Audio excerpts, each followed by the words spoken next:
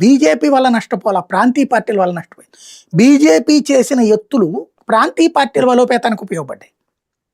ఆంధ్రాలో తెలుగుదేశానికి ఉపయోగపడింది అది, వైసీపీకి ఉపయోగపడింది అది, తెలంగాణలో కేసీఆర్ దానికోసం అట్లా చేయడానికి కాదు కదా, అది రాజకీయ ప్రయోజనాల కోసం చేస్తుంటే అది మీరు అన్నట్టు కరెక్ట్.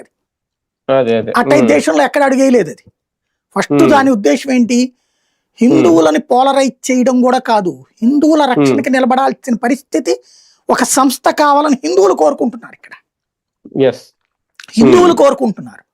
ఒకటి దక్షిణాది రాష్ట్రాల్లోనేమో క్రైస్తవ మతాంతరీకరణ, దళిత బడుగు బలహీన వర్గాల ప్రాంతాలలో విద్యనినో వైద్యమనినో వచ్చి వాళ్ళని నిదానంగా మతం మార్చడం, ఇది దక్షిణాది రాష్ట్రాల్లో నిశ్శబ్దంగా జరిగిపోయింది. ఉత్తరాది రాష్ట్రాల్లో ఈ ఇస్లామీకరణ, ప్రేమలు పెళ్లిళ్ల పేరుతో వాళ్ళని పెళ్లి చేసుకుని ఆ తర్వాత వాళ్ళని మతం మార్చడం, ప్లస్ బంగ్లాదేశ్ నుంచి బర్మా నుంచి వాళ్ళని తీసుకొచ్చి ఆ ప్రాంతాలని డెమోగ్రఫికల్ చేంజ్ చేసేయడం.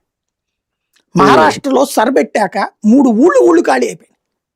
ఊళ్ళు 3000 కుటుంబాలు ఉన్న ఊళ్ళు ఏంద్రే అంటే ఎట్ట వచ్చిన వాళ్ళు అక్కడికి. బెంగాల్లో అట్ట ఊళ్ళు ఖాళీ అయిపోతున్నాయి.